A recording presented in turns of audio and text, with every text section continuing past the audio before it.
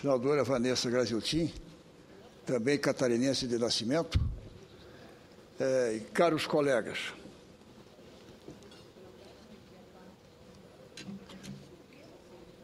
depois de tanta espera e batalha, a decisão democrática do Congresso Nacional de promover uma distribuição mais equânime dos royalties da exploração do petróleo entre os Estados da Federação sofreu um revés na última segunda-feira, quando o Supremo Tribunal Federal acolheu, ainda que liminarmente, a ação direta de inconstitucionalidade proposta pelo Estado do Rio de Janeiro.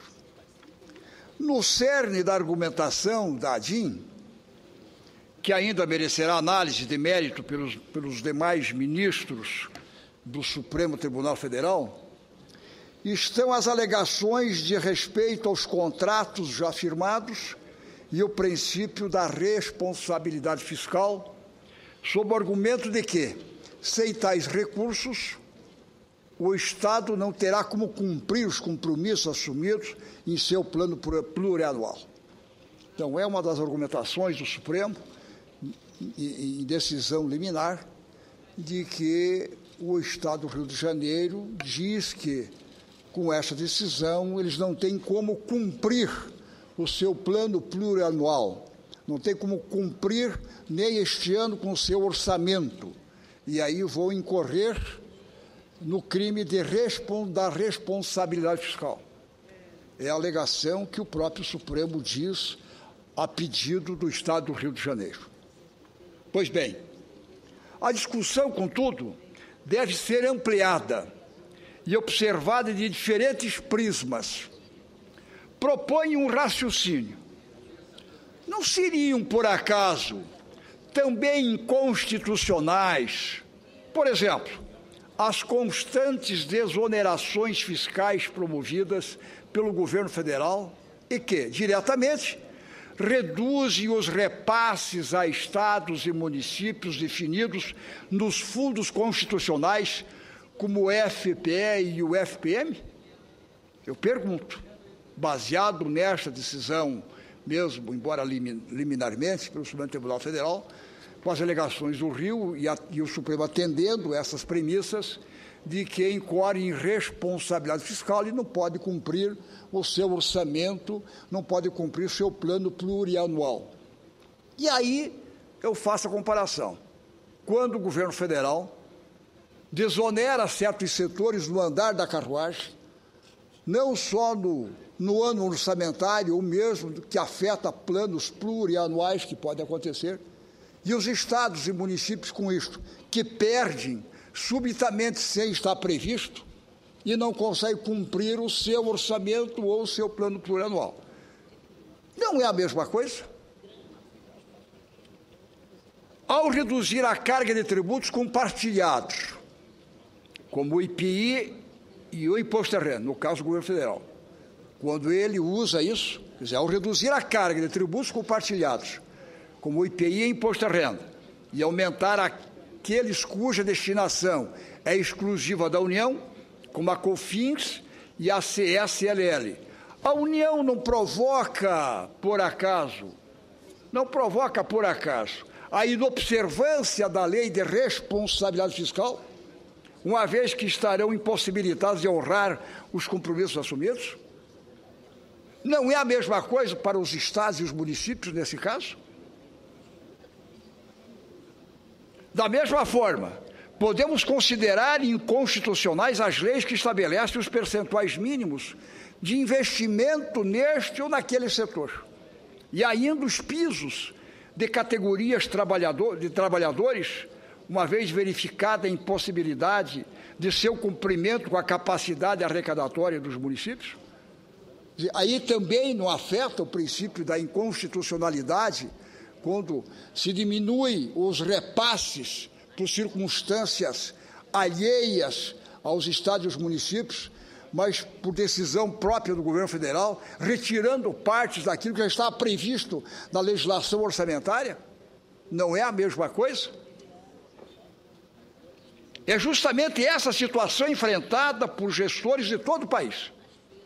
Em levantamento realizado pela Confederação Nacional dos Municípios, quase metade dos prefeitos de 4.023 mil municípios pesquisados, dos 5.568 existentes, encontraram uma situação ruim ou péssima ao assumir a gestão no início deste ano. Pois bem, ainda mais alarmante é a informação de que 2.378 prefeitos afirmam que os recursos correntes, como repasses do Fundo de Participação dos municípios e ICMS, são insuficientes para sanar esse quadro. A definição das regras de repartição dos royalties do petróleo não pode ser vista isoladamente, mas em conjunto com outros temas que são decisivos para que se convencionou chamar de novo pacto federativo, ou seja, uma nova ordem que promova o equilíbrio e o desenvolvimento dos entes federados.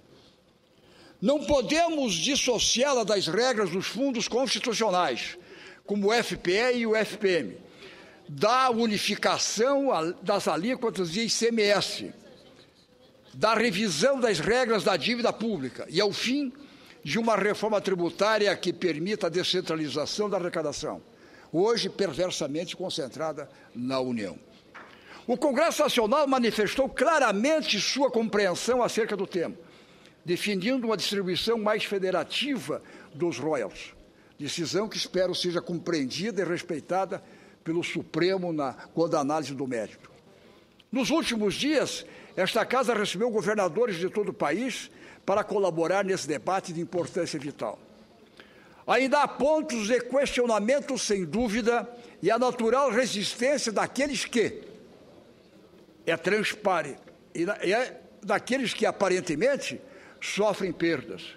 Por outro lado, é transparente e unânime a certeza da premência do tema. Espero que, muito em breve, possamos passar o debate para a ação final. Para a ação. Afinal, o desenvolvimento de cada um é também o de todos. O desenvolvimento sendo de todos é do Brasil. Eu trago este tema, nobre presidente Vanessa Graziotin e caros colegas, tendo em vista até essa decisão, embora liminarmente, do Supremo Tribunal Federal em relação aos royalties, quando ele alega que o Estado do Rio pode pecar na legislação da responsabilidade fiscal. Não pode cumprir o seu orçamento elaborado, que vai retirar uma fatia que estava prevista no orçamento e não tem como cumprir, mesmo baseado também no plano plurianual. Baseado nisso, liminarmente, o Supremo tem dado, dizendo que os royalties não podem ser subdivididos nesse instante. E aí, nós nos questionamos agora. E aí, em relação aos estados e os municípios? Quando o governo federal desonera este ou aquele setor, com o IPI ou o Imposto de Renda, quando usa esses princípios. E como é que fica? Não é no mesmo princípio, não é na mesma esteira que o governo federal também comete uma certa inconstitucionalidade? Não tem direito também, então, os governadores buscarem junto ao Supremo, baseado nisso? Não tem também a Confederação Nacional dos Municípios o mesmo direito de buscar no Supremo de que foi retirado uma base daquilo que estava previsto no orçamento para cumprir esse exercício? E eu não posso mais cumprir. Eu vou ter que parar. Não tem como buscar, então, essa decisão? Isso não tem jeito. E com fins não faz parte do rateio do Fundo de Participação, do FPE e mesmo do FPM. A CSLL também não faz parte. Eu senti que a cidadã Ana Amélia compreendeu, e eu quero com muita alegria partilhar esse meu raciocínio, sem dúvida alguma, se Vossa Excelência quiser. Eu queria que até a nossa presidente, muito gentil e generosa, Vanessa Graziotin, lhe concedesse um pouquinho só de tempo, senador Cacildo Maldani, porque a sua veemência é justificada plenamente. É uma situação absolutamente desigual e injusta a forma como está havendo a repartição. E aí, quando acontece de o governo desonerar com o IPI os setores da economia, como automóveis ou linha branca, impacta diretamente na receita dos municípios, que são os primos hoje miseráveis da federação. Eu apresentei o ano passado, a propósito disso, uma PEC, a PEC 70, que está na Comissão de Constituição e Justiça, que obriga a União, toda vez que ela fizer uma desoneração sobre esses impostos, ela tem obrigação de compensar o município ou o Estado com aquele dinheiro que ela retirou unilateralmente, sem consultar ninguém.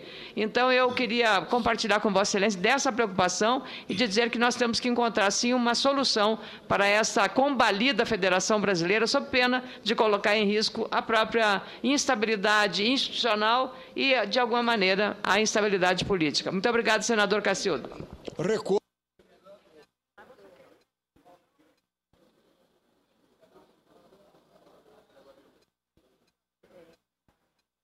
A participação de Vossa Excelência, com muita alegria, senadora Ana Amélia. Recolho e encerro dizendo que este é o princípio. Não tem como. E agora é um momento desta casa, na equalização ou não do ICMS, coisa que eu valha, de nós buscarmos assegurar, através da COFINS ou da contribuição sobre os lucros presumidos, ou da CSLL, que são contribuições do governo federal que ficam só para ele, para assegurar essas garantias. Tem que ter caução para que os municípios e os estados não pequem na responsabilidade fiscal.